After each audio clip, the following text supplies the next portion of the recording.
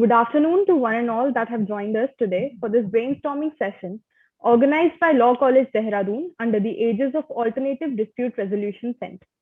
I am your host Ishu Bharadwaj, and on behalf of ADRC and Law College Dehradun, I welcome Ms. Gunavathi Subramanium, our dignitary speaker for today's session, Professor Dr. Rajesh Bahuguna, Dean Law College Dehradun, Dr. Poonam Rawat, HOD Law, Dr. Ejaz Ahmed Raj, Chairperson ADRC, my fellow members, and last but not the least, the respected participants. The main agendas of this session of ADRC on the topic mediation, the competitive perspective and key insights are introduction to mediation, how to tackle the mediation problem, structure of the mediation competition, and tips for the competition. Along with that, the participants also have the opportunity to pour their questions in the chat box during the session to have a better knowledge. Also, I request all the participants to fill the feedback form after the session given in the chat box, only after which the certificates will be provided. Now, even though no words can suffice what man has achieved, but to give a brief introduction, man has been in practice for 33 long years and is an accredited mediator and an experienced mediation trainer. She has had more than 20 years of experience in ADR.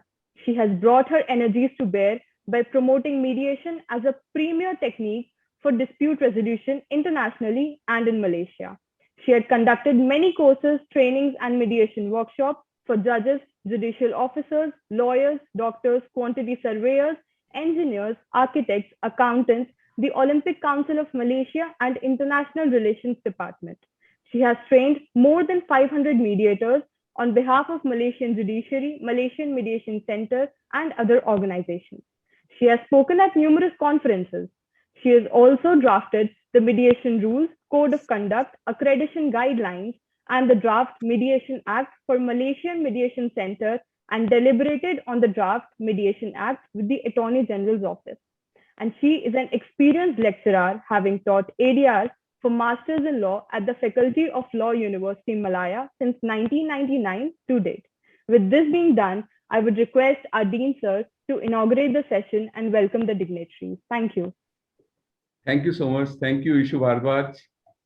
On the occasion of this brainstorming session on ADR by the Law College Dehradun Alternative Dispute Resolution Center, today's keynote speaker, Ms. Gunavathi Subramanium, advocate, solicitor, mediator, lecturer of Malaya University, Malaysia, Honorable Chancellor of the University, Sri Jitendra Joshi ji, Honorable Vice Chancellor of the University, Professor Devendra Pathak in absentia, Professor Poonam Rawat, Head of Law College Dehradun, Dr. Ejaz Ahmed Raj, Chairperson of LCDADRC, and I can see so many senior persons over here.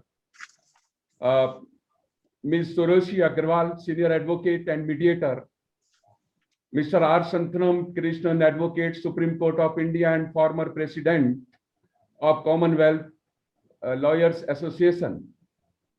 Of course, the team LCDADRC, in particular, Ms. Ishu Bharadwaj, today's moderator, Mirgang Behel, Madhu Yadav, Shakya Garkoti, Ritu Bharadwaj, Ashutosh Mishra, Aditi Singh, Avni Divedi, and Yashi Agrawal. Of course, Mr. Rahul Sharma, who has helped me in many ways from Moot Court Society of Law College Dehradun. My dear participants from Uttaranchal University and other university of India and abroad, and professionals, I extend my greetings to all of you. And it's my proud privilege to welcome you on this day. So I welcome you on the behalf of LCDADRC, on the behalf of Law College Dehradun, on the behalf of complete Uttaranchal University family, and of course from the land of God and Goddess, Uttarakhand. You all are welcome here. Ladies and gentlemen, Law College Dehradun was established in the year of 2002. And after that, the same group has started engineering, management, and other faculties. And Law College Dehradun now became faculty of Uttaranchal University with passing of Uttaranchal University Act 2012. As far as ADRC is concerned, to be very frankly, from the very beginning, we have been organizing series of events on the ADR. We have a syllabus also, but as far as organized center is concerned, so we have very recently established the ADR center in our university. And today is the, Ma'am Gunavathi, today is the first event which is being conducted under the banner of ADR Center. And so I'm very happy to see that the dream which we saw long back is materializing now with very energetic team and the leadership of Dr. Ajaz Ahmed Raj, who is the chairperson of this society. And as far as ADR is concerned, I believe personally, rather we entire university believe that tomorrow is the era of ADR. And as far as we Indian are concerned, the concept of ADR is not new to us. Only thing we have to remind, long back, even in the period of Vedic period, we were in habit of resolving our disputes under the guidance of our elder men and the Panch, which we call the Panch Parmeshwar. But now, unfortunately, this concept is not so much popular in our country. Rather, when I see that there are so many countries where 97% of the cases are being settled out of the court. But now the time has come, and rather it is the duty of all of us, like Ms. Gunavathi, who is working on this, that we should motivate our students, motivate the people to come for more and more ADR, to learn more and more ADR techniques. And it's the vision of the university to produce not only the advocate, but good arbitrator and mediators for the future. And with this, I'll not be taking much of the time. I wish all the best for a good interactive session, meaningful session of today. All the best. All the blessings are with team LCDADRC. Thank you. Thank you so much, sir. Without taking much time, I would request ma'am to begin with the most awaited session today. Very good afternoon to Professor Rajesh and his esteemed team of colleagues at the Law Faculty of Dehradun and from the university. And to all participants, a very warm welcome to all of you. And I am actually very honored to have been invited to speak at this session and present this session. As what Professor Rajesh said earlier, ADR is the way forward. So I'm glad that this is, I'm so honored that I'm the first speaker to be given the opportunity to speak at the ADRC's first or inaugural workshop or presentation. So without much ado, I would like to start my presentation, and I would like to share my screen now. Just give me a minute.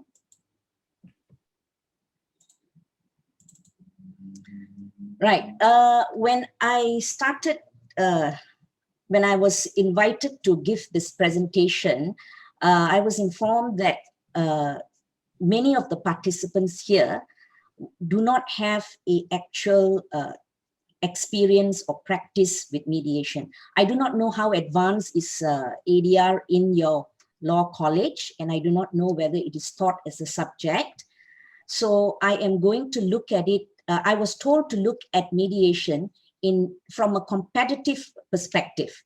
So I will be not going too much into detail about mediation itself, but of course I will touch the key points on what the role of the mediator is, and also the process, but tied up with a competition perspective.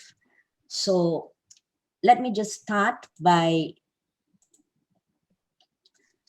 saying that what we're going to talk about today, the agenda for today's presentation. I will be covering very briefly on what mediation is all about. And of course, we'll zoom in directly into the competition perspective, which is the mediation problem and how to tackle the problem when you receive the mediation problem, the structure of the mediation competition, and lastly, some tips for the competition. Now, what is mediation? I think we all have a vague idea about what mediation is all about, because many people actually say that, oh, I have actually mediated because I have resolved disputes between two people. Well, that may be so, but when we talk about mediation in ADR terminology, what we are referring to is mediation as a facilitated negotiation process for two persons with the assistance of a neutral third party. So the third party here is the mediator. So normally when two parties are in dispute, communications would have broken down between the parties. And that is why they have a dispute scenario and they are in a dispute. So the role of the mediator is to basically bridge that gap between the parties, try and build relationships, open up communications which have broken down between the parties, to try and bring them together on the table to seek some sort of resolution in respect of their dispute. So in a nutshell, that is what mediation is all about. It is facilitated negotiation. Now, of course, when we talk about mediation, there are many styles, but I'm only going to touch on two styles here. Basically, the first style is what we call facilitative mediation. And I believe most of the competitions are based on this model of mediation, which is facilitative. Facilitative, why? Because the mediator is a neutral and impartial facilitator who's going to facilitate communication between the parties, as I said earlier. But the mediator is not going to hand down an award like an arbitrator. He's not going to give his decision. He is not supposed to suggest options to the parties on how to resolve their dispute. But facilitative mediation is a party-empowered process. It is a powerful process because parties get to decide their own outcome. So with the assistance of the mediator, the parties decide their own outcome. So that is the beauty about facilitative mediation. And the mediator, although he may be a lawyer in many instances, and not necessarily he needs to be a lawyer, any professional who is trained in mediation can be a mediator.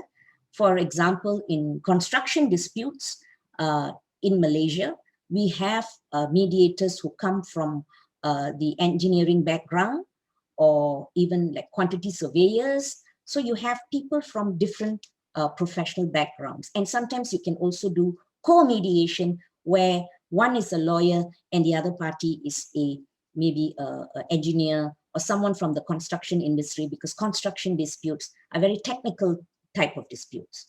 So that's one example. So what's going to happen is the mediator is going to listen to the parties, encourage them to look at options and ways as to how they can resolve their disputes. And parties decide on their own at the end of the day. And at the end of the day, if parties settle, the settlement is converted into a settlement agreement, which is normally prepared by counsel who accompanies the parties to mediation, and the mediator signs as a witness. And the important thing to note here is, if one party reneges on that settlement agreement, on the terms of that settlement agreement, then of course you can take the other party to court to enforce that settlement agreement like a contract. Okay, so what happens here is, if unfortunately this were to go to court and someone is trying to enforce a settlement agreement which was mediated, the mediator cannot be subpoenaed as a witness. So that is a very important point to take note of, because it is supposed to be a private and confidential process. So whatever happens at mediation stays at mediation and cannot be used in a court of law subsequently. So that is what facilitative mediation is in a nutshell. Now, moving on to evaluative mediation, as the word evaluative itself denotes that there's some sort of evaluation which is going to be done. So the evaluative mediator is expected to have some sort of subject matter expertise in the mediation in which he is going to be requested to mediate. So in evaluative mediation, the mediators, let's say it is a road accident matter. So the mediator should be someone who has expertise of deliberating or discussing evaluative mediation with the parties. He must be familiar with the terminologies and damages, or the quantum of damages for a running down matter, or which is a road accident matter. So, or let's say it's a divorce proceedings, and people have come to mediation to seek the mediator's opinion, because evaluative mediation is where the mediator gives an opinion, but that opinion is not binding on the parties. So it's discretionary as to whether they would want to accept or not follow the mediator's opinion. I would say it's an opinion. It's not an award. It is not a decision. It is just merely an opinion, a non-binding opinion.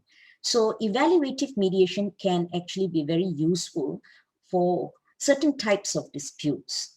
And it actually, to a certain extent in Malaysia, some of the judges conducting evaluative mediation, without them knowing that it is evaluative mediation, why I say so is because they do give suggestions.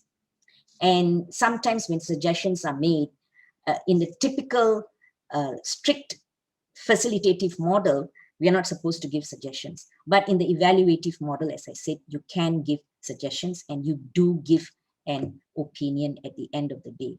Yeah. So that is the basic difference between facilitative and evaluative mediation. But for purposes of the competition, the model which most competitions follow is the facilitative model. Now, moving on to the mediation problem.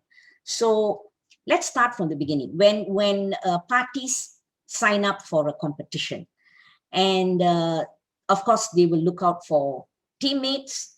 Teammates will be, one would be counsel, one would be client.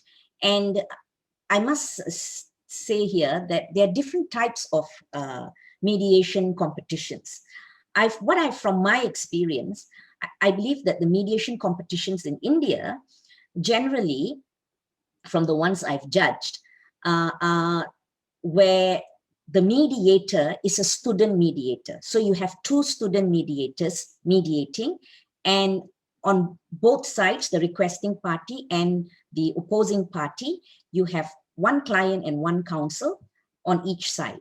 So all the students are participating in the competition, are all students. But there are different types of competitions, like for instance, the ICC competition, and also the competition organized by ALSA, where they follow the ICC format, where the mediator is a professional mediator. And counsel and client from both sides, requesting party and opposing party, are students. So the mediator is actually a panelist who is a professional. But personally, if you ask me, I prefer the format followed by the Indian universities because it makes more sense, because everyone in the room competing are students, as opposed to having a professional sitting there. And, you know, sometimes when there's a professional panelist there, it adds to the nervousness of the students. But I've seen some brilliant negotiations, you know, by participants during these competitions. So I do not know whether how they overcome their nervousness, but I think they're brilliant. Most of them I've seen are brilliant. And the important thing is, coming back to the mediation problem, is to read and prepare. Preparation is the key to success. There is no shortcut, okay? And when parties have found their teammates and who they're going to be, you know, working with, there must be some sort of synergy between the two parties. You cannot have, I mean, that's my view. I think you can't have one counsel and client who are both dominant in character, yeah, or aggressive in character. So, you know, you have two aggressive people in a team, it's going to be very difficult to go in for a mediation. All right. So the important thing is pick the right partner. That's the first thing I think you have to do, is to pick the right partner. And secondly, once the mediation problems are distributed, which is normally maybe a week or two before the mediation competition itself, there will be two sorts of information here, which will be handed out to the students. One will be what you call the general information, and the other, the confidential information. Now, the general information will cover the facts of the dispute, the story behind the entire dispute, right? And the confidential information will contain facts which you may want, one party may want to divulge to the other side, or may not want to divulge, or divulge at a certain point of the mediation, a certain stage of the discussion or negotiation, depending on how the mediation moves along. So there will always be different facts for both parties. Of course, the confidential information will contain a lot of things, which I'm going to go through with you after this.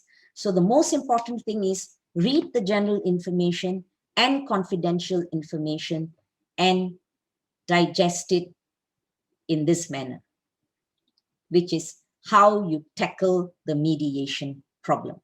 Now, generally in a mediation problem, because there's a way of drafting mediation problems, and the drafters are normally well versed in mediation. So they would include all these things, because in the judge's score sheet, these are some of the things which they are looking out for in the mediation: interests, options, BATNA, or what you call the best alternative to a negotiated agreement, relationships, and communication. Now, for someone who has not done ADR or mediation, this may sound very alien, right? So let's just have a quick look at what all this means. Now, when you talk about interests, so when you're reading the general information and the confidential information, you are expected to highlight or pick out what the interests of the parties are. So this is where we need to have soft skills. So participants participating in this mediation competition, in my view, need to have very good soft skills. Soft skills, i.e. negotiation skills, which is paramount. Right. So normally when you make a demand, let's say I'm going to buy a car, and I I come across this newspaper article and it says, okay, this second-hand car of this make is 2,000 Malaysian ringgit. And it's like, okay, it's a fairly old car, maybe 15 years old, not very nice looking. Yeah. So I call up the person who advertised for the car, the seller, and I'll say, okay, I see that you are selling this car for 2,000 ringgit, but I would like to know what are the specs of the car, right? And the seller says, look, my car is 2,000. I don't care whether you like it or not, but this is the price, and that's it. My demand is it's 2,000. So don't ask me about the specs of the car because I'm not going to budge. Okay. So that is what we call a position, a demand saying that that is what I want, versus interest. Now, behind every demand, there is always why the person is making that demand, right? So this is what we call interest. So determine your interest and the other team's interest. Now, when we talk about interests are the wants, needs, and desires of the team. So all this information about eliciting interest will be somewhere there in your general information and your confidential information. So when we're talking about interest, there are three different types of interest. One is substantive interest. When you talk about substantive interest, so normally when you look at the mediation problem, it may involve money or goods or services, could be anything. Yeah, so could be either one of these or could be a combination of these. It also includes procedural interest, which means the way things are done, basically schedules, protocols, procedures. This is a different type of interest. And lastly, the most difficult type of interest to determine is what you call psychological interest, which is the way people are treated, the way relationships are dealt with. Face saving is a very important thing, a part of our culture, I think.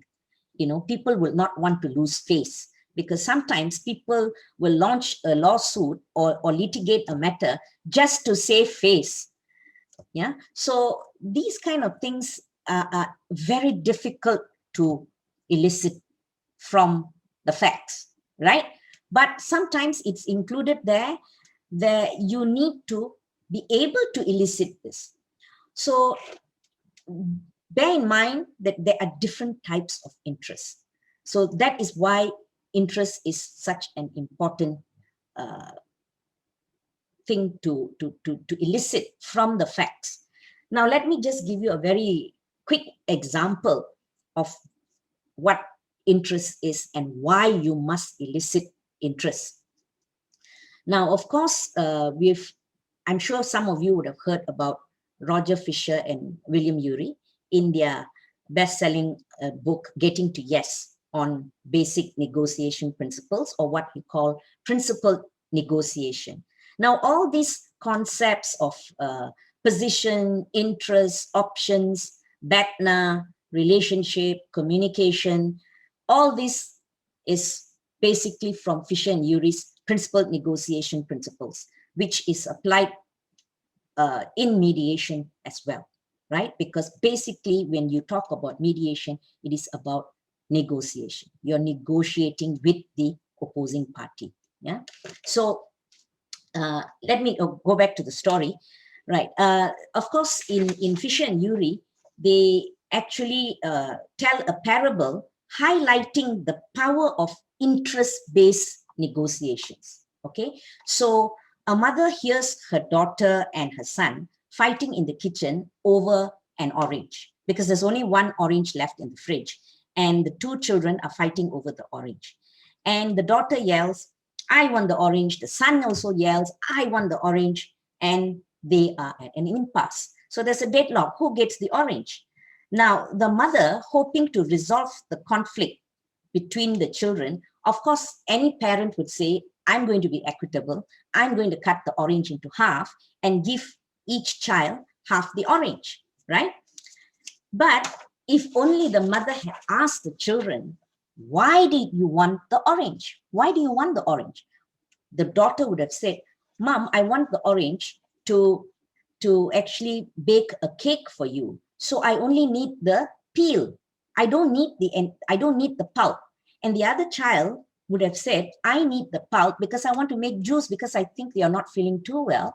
And I heard, since we all know oranges are full of vitamin C, so I want the entire orange to make the juice because half an orange can't give me much juice. So if you're asked why you want the orange, so it makes sense because then you have the whole orange for both the children instead of having half the orange. So that is what interest-based negotiation is all about. The why of the negotiation, the why of the negotiation. And I think in most of the mediation competitions, they also expect students to know what is underlying interest. Now, underlying interest is basically why people are clinging on to a certain position. Coming back to the orange story, why people are clinging on to that, to the orange, is because they actually want to make it for their mother, the cake for the mother, and to make the vitamin C from the juice of the orange for the mother. So these are the motivating forces which underlie the positions which the children have taken. I want the orange. The position is I want the orange. So it is the why behind the negotiation position. What are the team's fears and concerns? Why is it important to the team? How do they think they are going to be affected? Now, when you read the mediation problem, you must be able to unravel all these things from the information which is given to you to read, right? For preparation purposes. So in a nutshell, that is what underlying interest is, okay? Moving on, options. Now, of course, in every mediation, you need to generate as many options as possible. So if, let's say, somebody comes and says, I want 200,000 for the defective goods, I want a refund of the 200,000 for the defective goods which you have given me, and I'm going to return all the goods and you refund the money. Okay, let's say. So you might think, oh my God, that's the end of the world, because how am I going to come up with this defective goods? And you need to think of ways in which you can meet your interests. Now, what would be the interest of the seller in this defective goods scenario? Of course, the seller would want to do business in future with this person again. But how is he going to convince the other party to say, hey, do business with me again, by giving a whole batch of defective goods, right? So he can come up with a whole host of options. He can say, I will take the goods back, but I can't refund the money to you because I've used the money up. I've invested in other things and I can't refund the money to you. But I can make a new batch of, let's say it's defective shoes. I can make a new batch of defective shoes, of nice, proper shoes for you.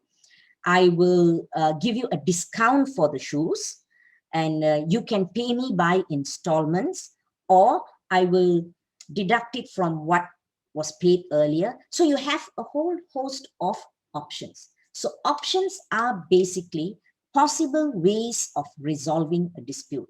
So when you are reading the mediation problem, try and prepare a list of options which you can come up with. And options doesn't mean just monetary demands or monetary options. It's always not all about the money. So try and think outside the box, okay? Think out of the box and try and come up with as many options as possible to meet your interests. And remember, I said that you need to also consider the other team's interests. Why you need to anticipate that is so that you can come up with options to meet not only your interests, but options which could satisfy the opposing party. Okay. And you also need to look at creative solutions or creative options. Now, what do I mean by creative options, right? So let me give you an example of a real life mediation, which I did for an employment dispute. And the parties were, of course, the employer was the company, and the employee was someone who had resigned or who was actually dismissed from the office because she had fiddled with some money and some accounts, and they found that it was a large amount of money which she had taken from the company. So she was dismissed within 24 hours without a domestic inquiry. In normal situations, they will have an inquiry before they dismiss someone. But in this case, it was 24 hours. So she wasn't very happy. She went to the labor court, but before that, they came for mediation. And at mediation, of course, she was sticking to her guns and insisted that she be paid 15 months of salary as compensation in lieu of damages. And she wanted this damages because she said, I have worked in this company for 5 years, more than 5 years, sorry, about 7 years. She had worked there as an employee for 7 years. So normally in Malaysia, if for damages for employment matters, we will award, the court normally awards 1 month in lieu of every year of service. So that would mean if she had worked for 7 years, it would be 7 years compensation, 7 months compensation. And of course, she was stuck in her position. She demanded for the 7 months. And she said that she was not treated fairly because she was not given she was given 24 hours notice. And then she said, I do not have a job till now. I don't have a job. So I knew that there was something which I could create from that, right? So of course, the employer was saying, no, I'm only going to give you 2 months and I'm not, you take it or leave it. Okay, so 2 months versus 15 months. So it's a big, huge gap. So how do I narrow that gap, yeah, as a mediator? So of course, I had a caucus session with both sides, and with the employee. During my caucus session with the employee, I asked the employee this, when were you dismissed? And she said, I was dismissed 2 years ago and I've still not resolved this matter. My next question to her was, are you working now? And she said, no, I'm not working now. So I asked her why. So it's very important to be a nosy Parker and ask why, okay? So the why question is extremely important. So when I asked her why, then she told me, I can't find a job because I am afraid that if I were to go to look for a new job, they will ask me, why haven't I worked for the past 2 years? And if they were to call my past employer for a reference, I'm going to be stuck because they're going to tell the new person that, the new employer that, you know, I stole money and, you know, I will not be able to get a job, although I swear I didn't do it.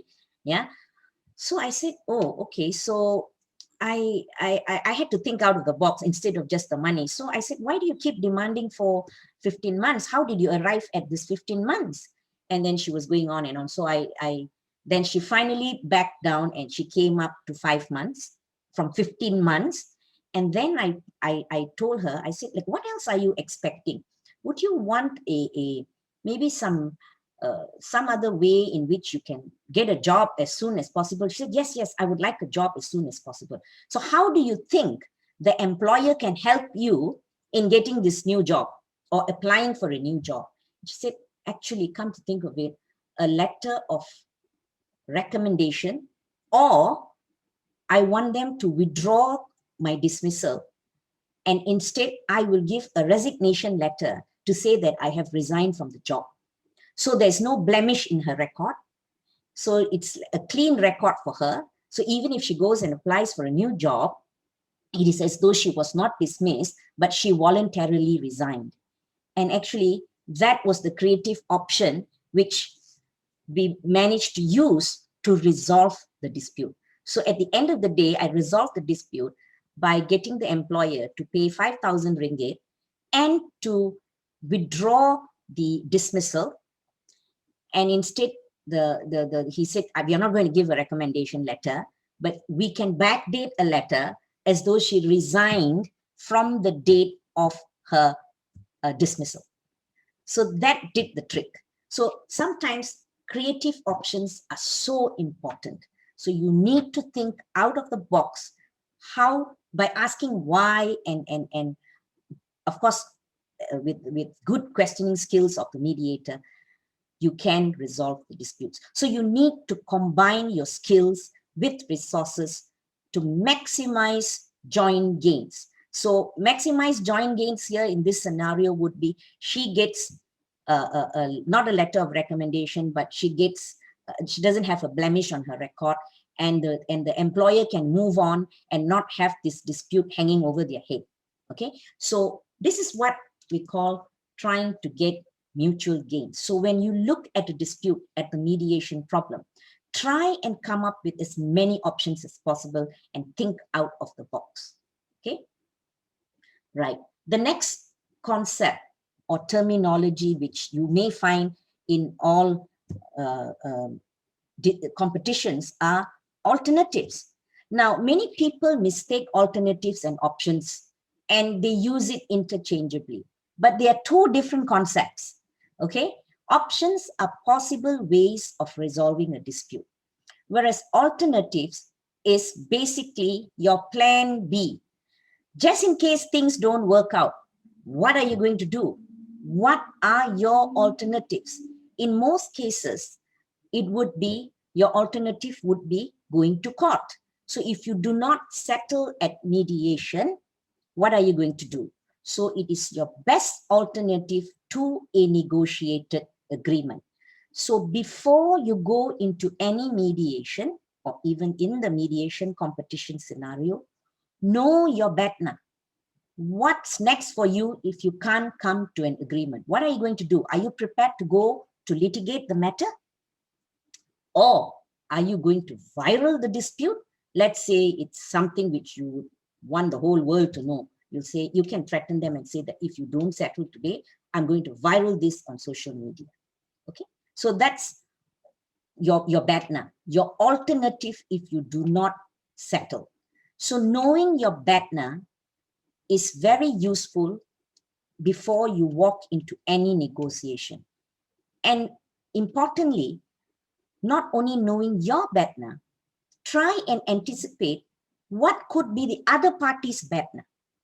Because if you know what their BATNA is, that could help you bridge the gap and try and come up with something which could resolve dispute. What could you, and there are many ways of doing that to find out your BATNA. And in a competition, you may not, because your BATNA is your trump card. It's your trump card. You do not want to reveal your trump card at the beginning of the competition, right? Keep your trump card and use it at the end, maybe, or whenever you think it is fruitful, right? At that discussion. So you may also want to reveal your BATNA to the mediator in a caucus session and ask for the mediator's view, right? But always know what your BATNA is before moving on in any negotiation. Actually, it is for any negotiation, not only in a mediation. So if you're going to go into negotiation with anybody, always know your BATNA. And of course, when you talk about BATNA, there is also another terminology called WETNA, which is your worst alternative to a negotiated agreement.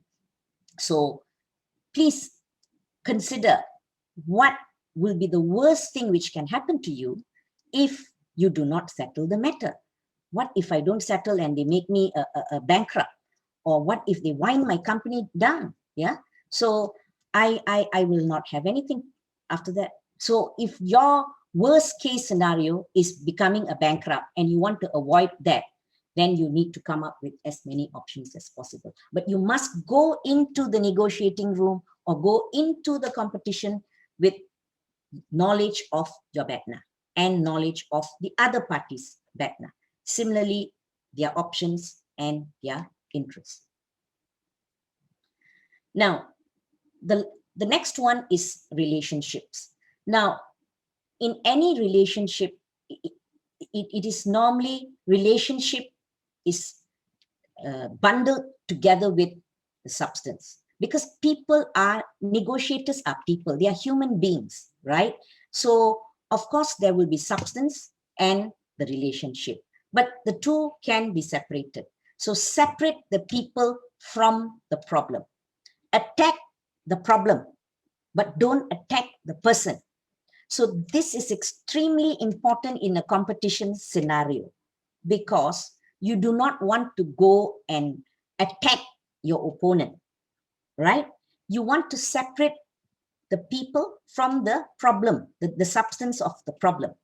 So you need to show that you are collaborative, because that is what the judges are looking out for when they're giving marks, right?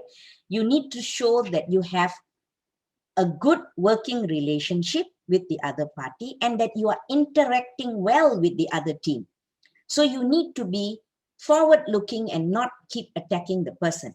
Okay, one example I can give you with regards to relationship is, let's say, for instance, it is again an employer and employee relationship, and this employer keeps coming to work late all the time, right? And the boss is kind of fed up and he gives all sorts of excuses for coming to work late. And of course, the problem here is this person coming to work late. Now, as a mediator, when I am setting the agenda, let's say these two persons have come to me for mediation, and I am setting the agenda, and let's say, for instance, I say that, oh, employer coming to work late, bad behavior. Imagine if I were to put all those things up on the board, okay? It's not going to be very nice for the other party. The other party may say, oh, you're very biased. The employee might say, oh, Mr. Mediator, you're very biased because I have my reasons for coming late and my behavior is not bad. I don't have a bad conduct, you know. It is, let me tell you the reasons. So that is why I will talk about setting the agenda later. But as a mediator, I need to know that I need to separate the people from the problem. So what is the problem here? The problem here is timing, isn't it? So I would need to reframe that and put on the board timing. So let's discuss timing instead of let's discuss your lateness in coming to work. So they mean two different things, because the problem here is the timing is bad, coming to work late.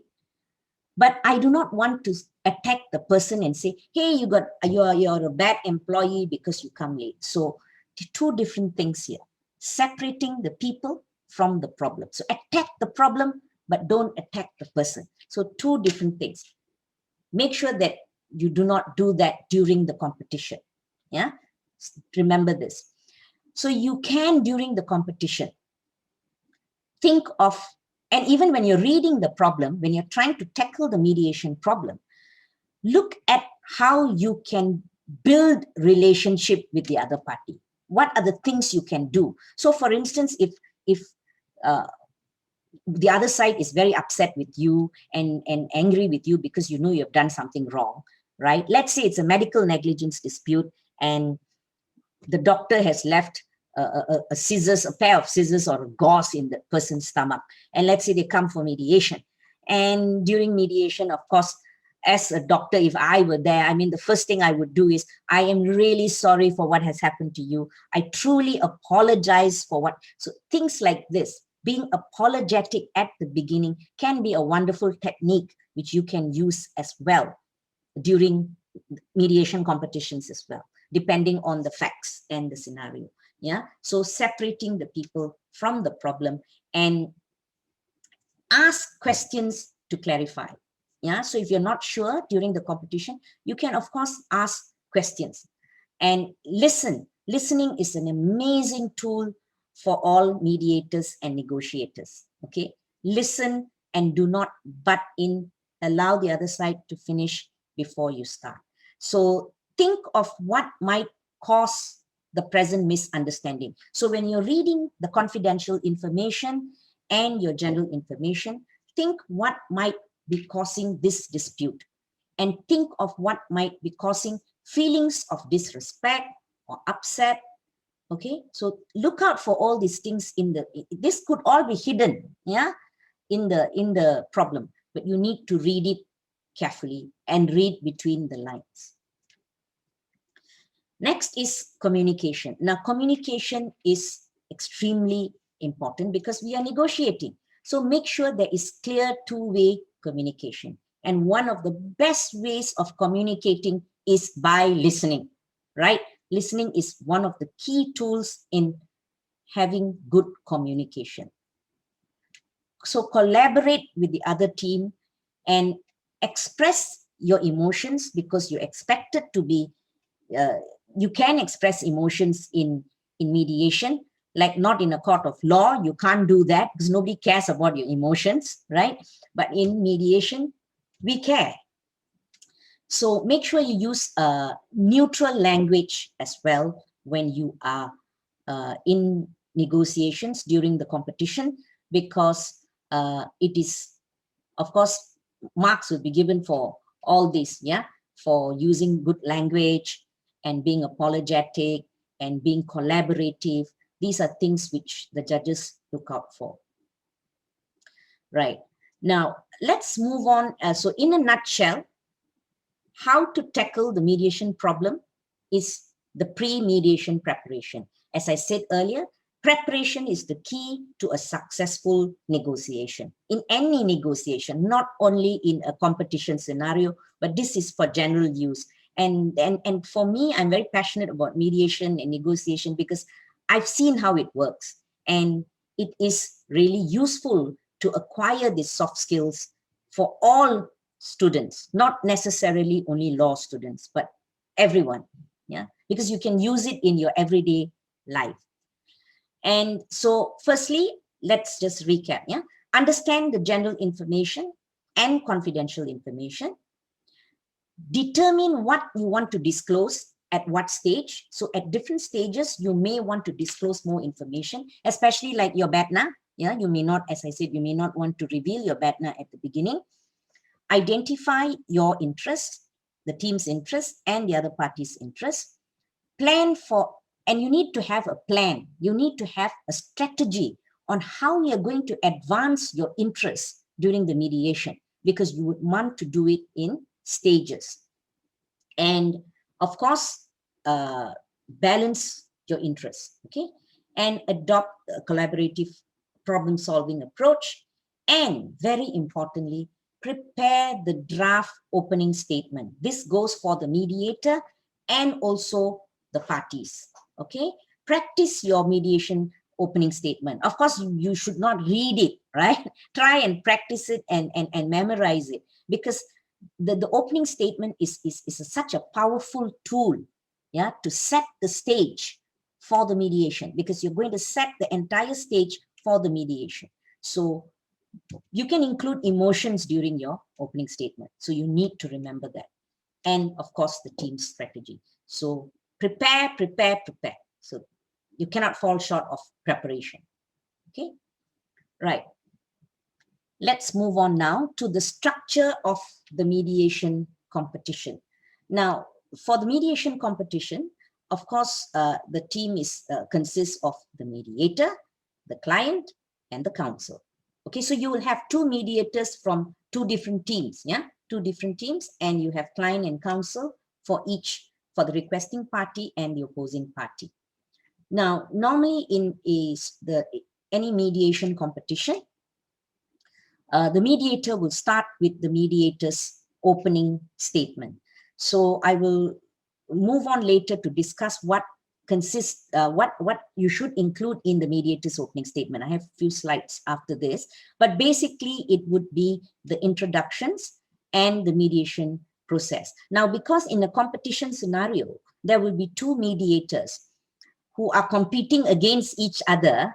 So it is very important to have a powerful opening statement for the mediator. Yeah. And I've seen some very unique ones. Some of them are very, they drafted so well and they acted out so well. So you need to prepare your opening statement, the mediator as well, right? So once the mediator gives his opening statement, the mediator will then request the requesting party to give their opening statement. So during this opening statement, the client will begin. So normally, even if client and counsel are present, it is always the client who speaks, because it is the client's dispute, not the counsel's dispute. So it is better if it comes from the horse's mouth, so to say, right? So let the client summarize or narrate the facts and his interests. So this is the first time the requesting party is going to introduce or advance some of the facts and interests of why they are at mediation. So the client should leave out the technicalities and legalities and let counsel address those issues, the legal points and technicalities, whereas the client focuses on emotions, on the facts and the interests. Okay.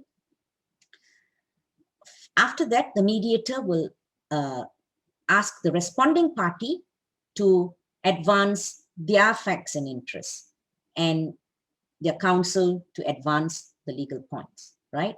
So there needs to be a good synergy between client and counsel.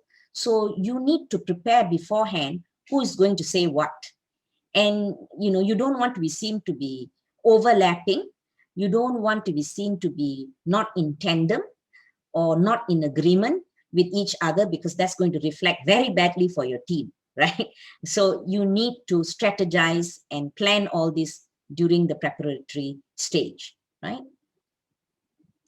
Next would be to set the agenda. So once the parties have given their facts and interests and narrated their facts and interests, the mediator will then set the agenda.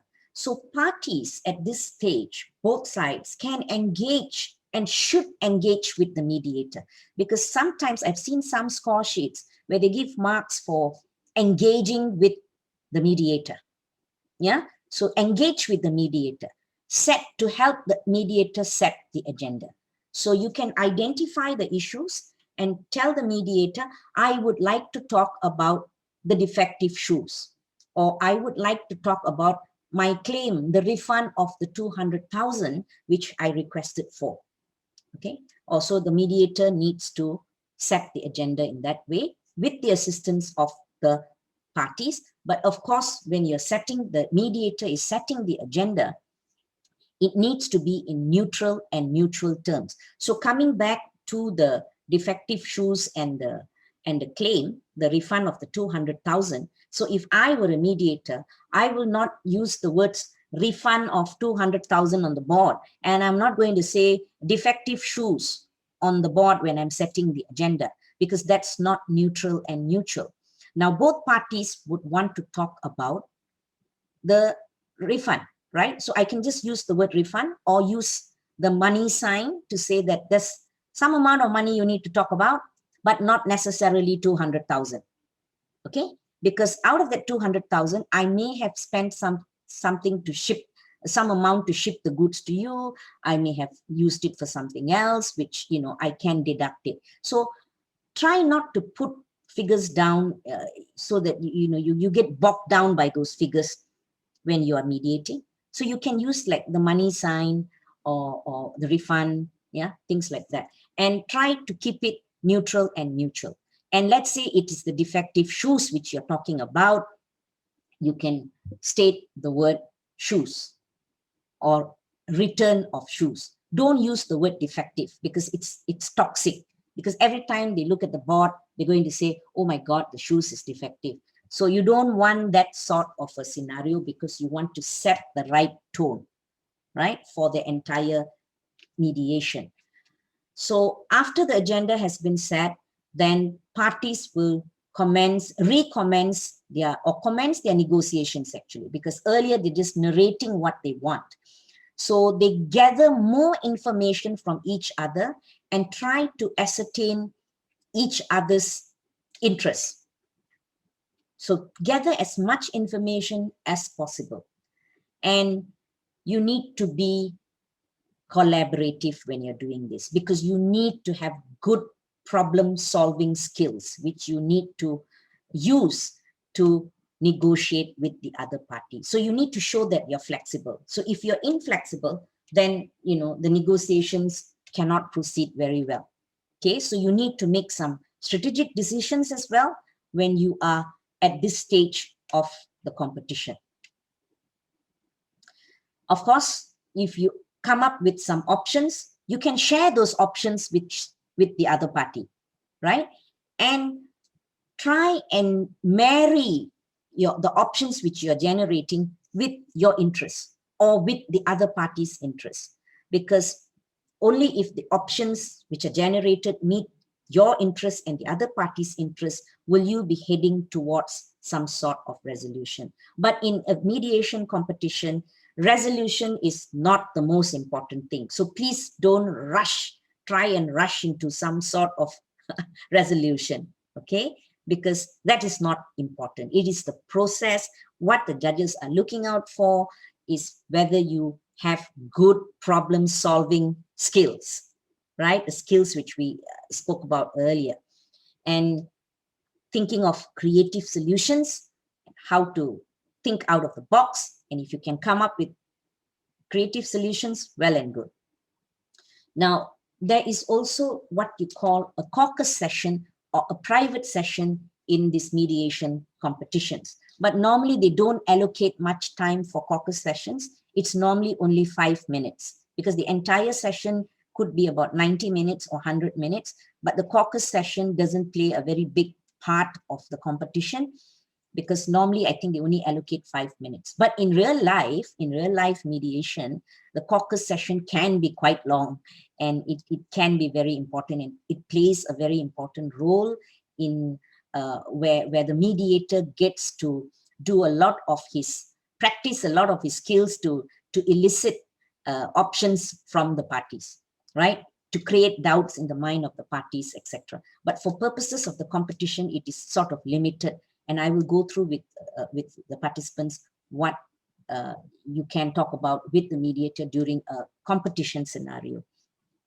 So the caucus session is normally between the counsel and the client and the mediator. So one party leaves the room and the other party remains in the room with the mediator during the caucus session, right?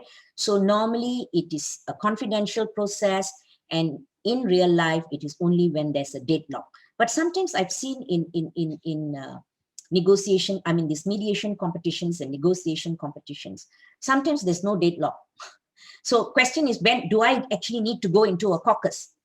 So my view is, if you don't need to go into a caucus, you don't have to go into a caucus. But sometimes some participants may be worried that if they don't go into a caucus, then marks will be deducted for not going into a caucus.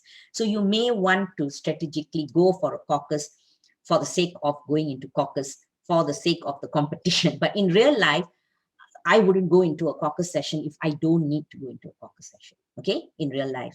But I will cover what you need to talk about if you were to go into caucus in a short while. And you also have this terminology called cross caucus in a competition, because this is where the mediator meets with client and client, or counsel and counsel. So both clients from both sides and both counsels, okay, but not together with client and counsel. So it could be either with the client and the client, or either with counsel and counsel. So this is what we call a cross caucus. And sometimes cross caucus is important, even in real life, in a real life scenario.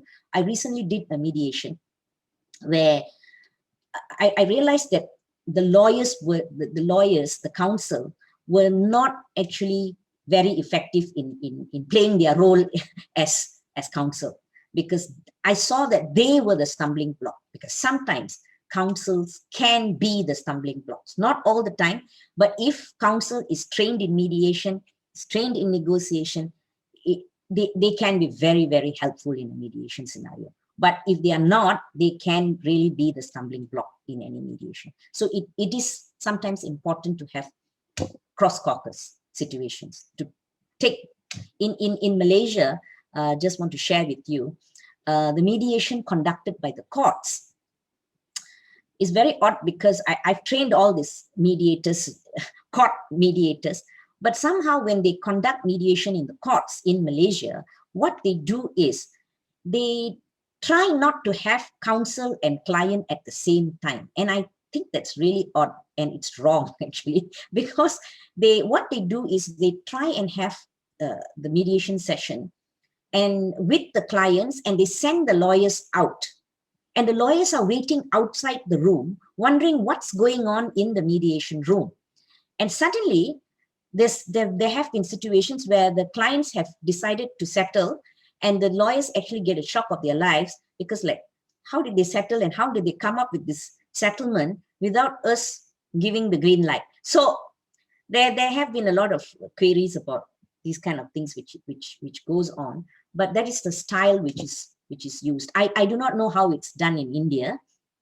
I maybe I can hear from Professor Rajesh or someone from the ADR center later, how it's done in India. Yeah, right. So coming back to the structure of the mediation competition, you also make use of the mediator. As I said, you can put offers and proposals, check with the mediator during caucus whether that offer or proposal is a sound or proposal which they should accept or shouldn't accept, etc.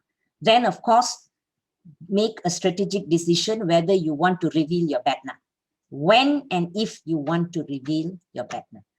And lastly, if you have generated options for settlement, evaluate those options. The mediator will assist you to evaluate those options. And lastly, come up with the agreement in writing. Okay, so normally this is the whole flow of the mediation competition. But as I said, if you don't reach an agreement, that's all right. Okay, don't worry too much about not reaching an agreement. And some tips before I end my session for this mediation competition. So these are some of the tips which I have, which I will go through with you. The role of the mediator. Now, coming to the role of the mediator in a competition scenario, now the mediator is the manager of the process. So remember, all aspiring mediators who want to take part in the competition, you are the manager of the process. So you need to make the process and the environment a conducive one. At the same time, you need to build rapport with the parties, because no point having a mediator who's just going to sit there and look like a potted plant and not do much. I've judged many competitions where the mediator is lost. The mediator doesn't say much except for giving a brilliant opening statement, because the mediator doesn't know when to intervene and how to intervene. But sometimes it's also difficult for the mediator to intervene when the parties are actually negotiating very well. So question is, should I intervene or when should I intervene, right? So that's your call during the mediation. Now, of course, the mediator has to prepare the mediator's opening statement, as I said, which is an extremely important tool for the mediator. And the mediator needs to assist to list the issues and set the agenda for the mediation. The mediator also during the competition needs to clarify and help the parties explore the problem by asking some clarifying questions to show that you are there. Because I've noticed in competitions, the mediator just keeps quiet, doesn't say much. So try and ask clarifying questions if it's something is not clear, right? And of course, during caucus, the mediator will need to engage with the parties. And of course, the mediator can assist in generating options. So for generating options, once options are generated, the mediator can make use of the whiteboard, which the mediator has, by listing out the options on the whiteboard so that parties can evaluate those options clearly. And I find the whiteboard an amazing tool during mediation, because you put everything up there, and people can see what they are talking about and what are the proposals, counter proposals. It's so clear, so people can see what the options are, okay, for evaluation purposes. And lastly, witnessing the agreement. Now, division of roles between counsel and client in a mediation competition is extremely important. There needs to be this synergy between both parties, both counsel and client, and you need to build a very good rapport and share your responsibility. Don't try to steal the limelight from your partner, okay? Work with your partner, together with your partner, not against, to show that you're better than your partner. So the role of the client during mediation, as I said, it's you need to prepare. So you should have prepared your opening statement. So when you go for a moot competition, you prepare your memorials, right? Now, for a mediation competition, prepare your opening statement, prepare a list of options, prepare your interests, prepare your alternatives. So these are the preparatory works which you need to do. And presenting the opening statement, you need to narrate the facts which led to the dispute. Convey your interests, feelings, and emotions. Of course, as law students, we are all, we always think of, in a trial, when we talk about leading evidence, we think about whether we have contravened the Evidence Act, okay? In mediation, there is no such thing. Take off or remove the word relevancy from your vocabulary. There is no such thing, okay? Remove that relevancy. Forget about the Evidence Act for a minute, okay? And talk about everything under the sun, your interests, your feelings, your emotions, how you're upset. I'm angry. I'm very angry with him because he sent me defective goods. I cannot accept this. So you're showing your emotions, and they know, the other side knows that you're upset. Okay, that's very important in mediation. Of course, but not up to the extent of shouting and screaming, right? So you need to check your emotions as well. Gather as much information to ascertain the interests of the other party. Now, this is a very important role of the client. You can ask questions to tell me, what is it that you want? Why are you asking for, etc., etc.? Okay, so these kind of questions are very important to ascertain your opponent's interests. So advance interests consistent with the confidential information. Don't go and make up facts which are not in your confidential information. You can't do that, because it's not fair to the other party, right? And be collaborative and try and generate as many options as possible. Now, that is the role of the client, okay? And the role of counsel during the competition, please be, as useful and collaborative with your partner as well. Provide backup, deal with the technical points and the legal points, okay? And assist the clients to generate options. Don't go and fuel the dispute by telling your client, oh, don't accept that proposal. What sort of a ridiculous proposal is that? So don't flame it, okay? Don't add fuel to the fire.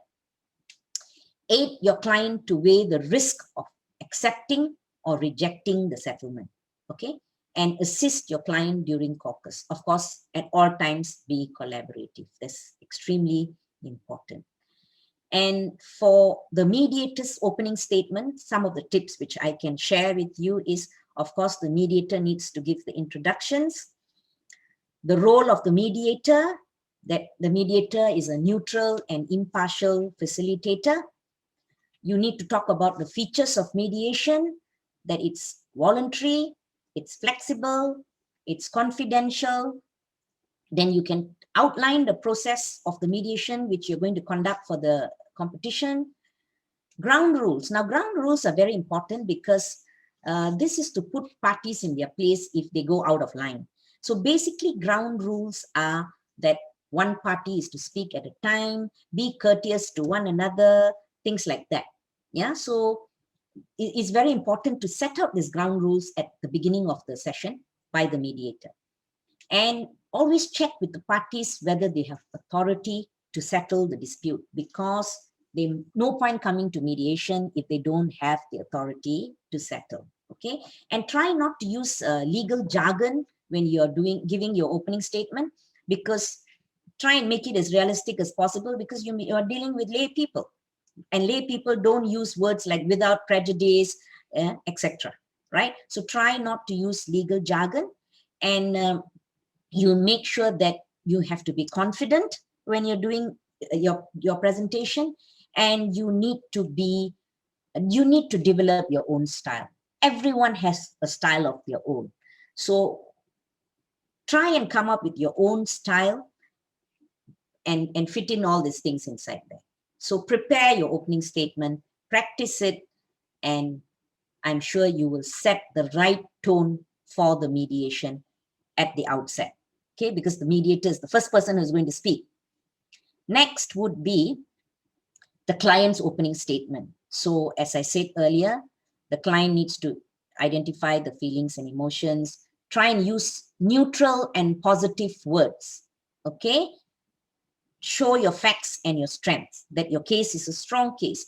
Of course, when I say you be collaborative, doesn't mean that you put your hands up and say, okay, I surrender, and this is everything I'm going to lay on the table and you can have it and take it. Okay, you need to be realistic, because for a successful competition, I think all parties need to play their role as realistically as possible, because that's extremely important. Okay, be flexible, but also be firm and set the right tone. So the goal of the mediation, so when you're going into a mediation, when you're preparing, you need to know what interests you're going to advance during the session and what kind of information you need to gather. So this can be done by using active listening skills and summarizing skills. Now, when I talk about active listening, now active listening is very, very important for the parties and for the mediator, because when you are listening actively, there's this Chinese character which means listen. So you're listening with your ears. Of course, people listen with their ears, but you're also listening with your eyes, because people send out a lot of signals with their eyes. Okay, I think we Indians are very expressive. So a lot of eye movements and head movements. So try not to do that at mediation, because when you send out these non-verbal signals, you're actually sending out, the person receiving the signals can make out a lot of things from the signals which you're sending out, right? So what I mean by non-verbal signals are like eye contact. Make sure there's always eye contact. I mean, it's rude not to look at people when you speak anyway, right? Appropriate body language. Try not to fold your arms and show that you are you have all the authority to settle, and that you are supreme compared to the other party. So things like this, you're sending out signals, things which you do with your body, right? And posturing, your head gestures, your openness towards the speaker, facial expressions, these are all non-verbal communications, which the signals which you're sending out. And don't be argumentative. Patience is a virtue. All mediators have to be patient, right? And even when you're negotiating, if you show that you're impatient and you want to rush things, you will never get anywhere, right? So you listen with your ears, your eyes, and your heart, and you give a wholesome, undivided attention. Now, this is what we call in mediation terminology active listening. So when you are listening, you need to give a wholesome sort of listening, which is what we call active listening. So as I was saying, non-verbal communication is so important because if you look at this chart, spoken words are only 7%. Tone of your voice is 38%. And non-verbal communication is 55%. So beware of non-verbal communication as well, right? And lastly is to summarize. So summary is a very important tool for a mediator. So for all mediators, take note, you're going to take part as the mediator in this competition. If you want to move the session along, or you find that there's a deadlock, you can summarize to keep the dialogue going and to show that you are listening. And even for parties, you can summarize and say, for the refund of the shoes, what you are saying is that you are willing to do X, Y, Z. Okay, summarize so that it shows parties that you are following the conversation, following the discussion, following the negotiation. And a very important tip which I can share with participants is to display problem-solving skills. Okay, don't be positional. Remember, we spoke about positions versus interests. So positions are being demanding, as opposed to interest being looking at interest, being flexible, being collaborative, being creative. Okay, and don't be defensive. Try not to be defensive. You need to be realistic to protect your interests, but at the same time, try not to get into an argument. Okay, and of course, you need to know how to deal with your emotional outbursts, and counsel can step in for client if they find that the client has become too emotional, and try and take control of the situation. But please, counsels who are going to be counsels at this mediation competition, allow the client to be expressive, because that is very important. And engage with the mediator. I think in some score sheets I've seen, marks are given for engaging with the mediator. So make use of the mediator. Don't shut the mediator out and leave the mediator there as a potted plant, as I said. Engage with the mediator by setting the agenda, sharing the proposals with the mediator, allowing the mediator to ask clarifying questions or make statements, ask questions, listing options on the whiteboard, and during caucus. So try and make use of the mediator. Now, caucus, as I spoke about earlier, you need to make a judgment call during the mediation when to have the caucus. Normally, in real life, it is when there is an impasse. And you can engage the mediator during the caucus session to help achieve the team's goal. So you can check your proposals. Before you put forward proposals for to the other side, you can call for a caucus session. Have a caucus session with the mediator to say, Mr. Mediator or Miss Mediator, I would like to propose this offer to the other side and counter offer. What are your thoughts on this? Okay, so you can reveal your bottom line to the mediator. You can reveal your BATNA to the mediator as well, but that's your call whether you want to do that. Okay, as I said, don't rush into settlement. This is very, very important, because this is not what the judges are looking for. Okay. And summarize items for future discussions. Let's say you don't settle. Even in a competition scenario, most times they don't settle because time is too short. So if you have not settled, you can say, let's say the timekeeper says you only have 5 minutes. You may want to summarize the items which you have agreed upon. You may have 4 issues. You may have resolved 2 issues. Summarize the 2 issues which you have resolved, and summarize the 2 issues which you have not resolved, and say that we can meet at another time or at another day to resolve this remaining 2 issues in the future. Okay.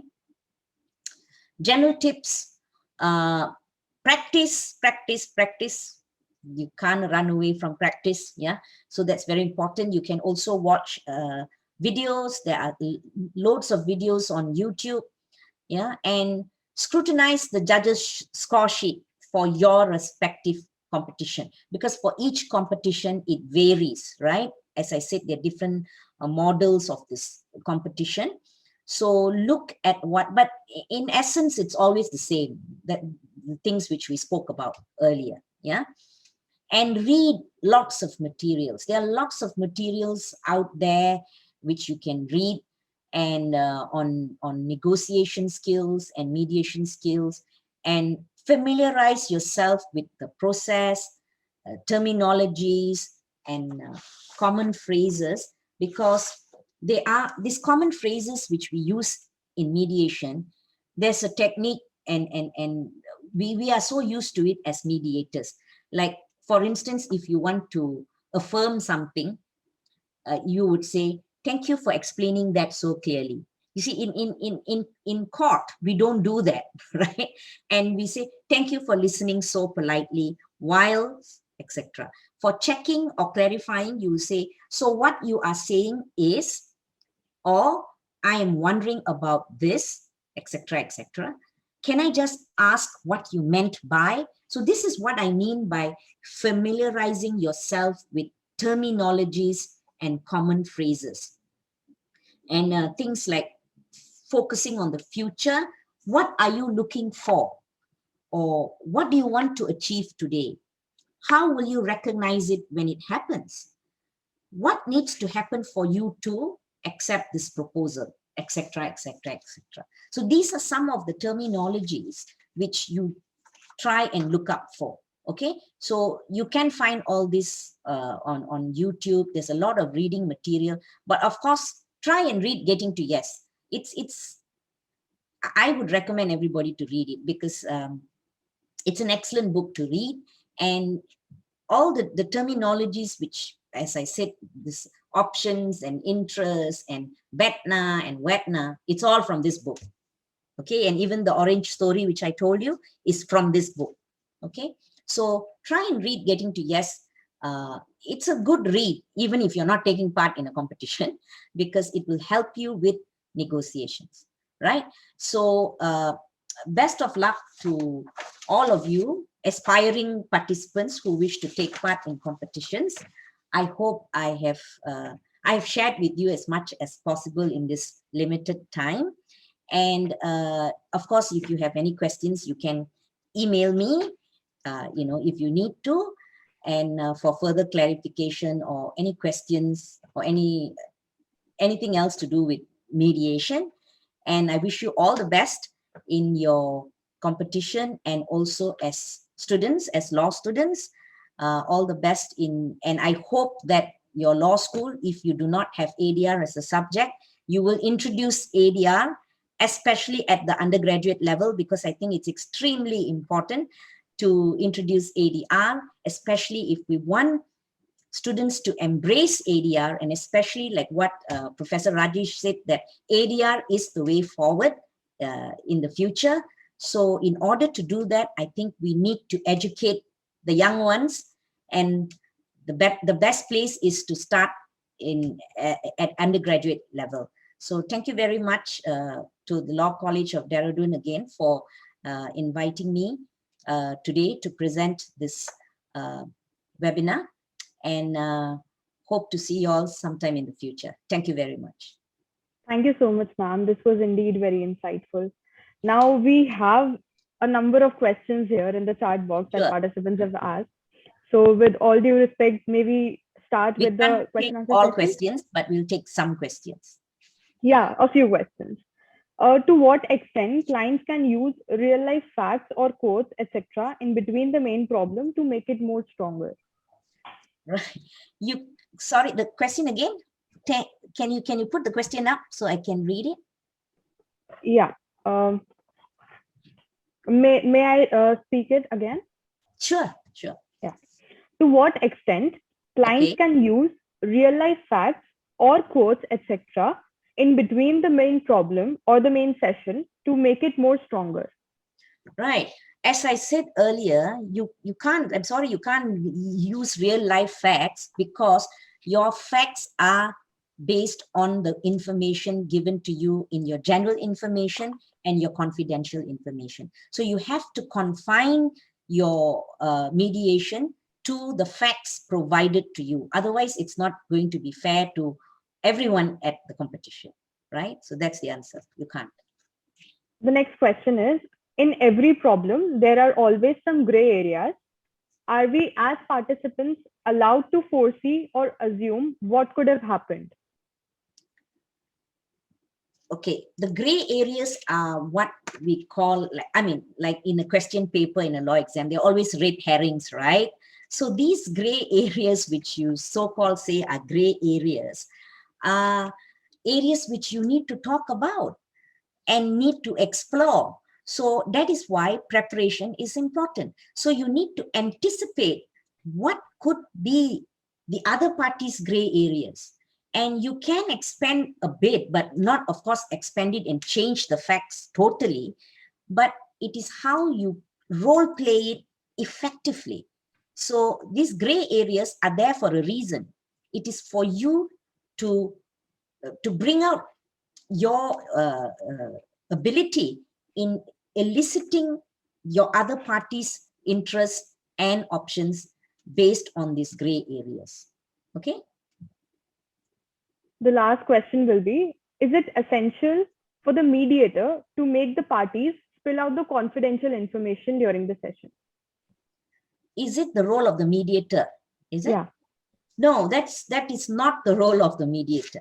As I said, the role of the mediator is basically to assist the parties in their communication during their negotiations, right? So if parties decide not to reveal a certain piece of information, then it's up to the party. But in real life, what happens is during the caucus, as a mediator, I'm trained to read between the lines. So if parties don't spill out everything, I know that they're hiding something. So as a mediator, I'm expected to read between the lines. So during the caucus session, I can then ask the parties or the counsel and client a series of questions and what we call reality testing questions or doubt creating questions during the caucus session, so that this will be spilled out voluntarily, but not forcibly, because the mediator cannot force anyone to give any information they don't want to. But it is the skill of the mediator by asking skillful questions during caucus session, which will allow parties to spill out these questions voluntarily. Okay? Any other questions? I can take more questions if you have. There are many questions, but let's just wrap up the session due to the shortage of time. And so with all this being said, I would request Dr. Aegis Ahmed Raj, Chairperson of ADRC, to deliver the vote of thanks for this session. Thank you, Vishu. A very good evening to everyone present in this session. I, Dr. Aegis Ahmed Raj, Chairperson of Law College Dehradun Alternative Dispute Resolution Center, would like to take this opportunity to most humbly thank our dignitary and keynote speaker, Gunavathi Subramanium ma'am. Ma'am, thank you so much for gracing us with your presence, and it has been a wonderful experience and a distinct honor to hear you speak on this subject. Seriously, ma'am, the way you had started from the basic concept of mediation to each and every technical part of a mediation competition, really it was very enlightening. Apart from that, you had expressed and given many ideas on how to, what is the role of client, what is the role of counsel, and specifically from your real life experiences, you have enlightened us so well. And the way you had also expressed the way how we can use neutral words, positive words in the competition and the process. I'm sure that the students and professionals attending this session found the knowledge you imparted to be great importance towards their careers, and we most certainly hope to see you with us very soon. I'd like to extend most sincere thanks to Honorable Dean Sir, Law College Dehradun, Professor Dr. Rajesh Bahuguna Sir, and Head of the Department of Law, Professor Dr. Poonam Rawat Ma'am, to give us the opportunity to conduct this session. Without your heartful support, it would not have been possible to conduct this event. Now, lastly, I extend our most sincere gratitude to all the participants of this session. Without you, it would have been an absolute impossibility to conduct this session and take it to the heights of success, such as it stands on now. And I hope all of you found this session to be captivating and knowledge shared by our speaker to be singular and spectacular. Once again, I thank each and everyone on behalf of the professional faculty of Law College Dehradun and the Alternative Resolution Center for taking the time out of your busy schedules to attend our session. I wish you all the best of health and an eternal streak of luck for all your future endeavors. Thank you.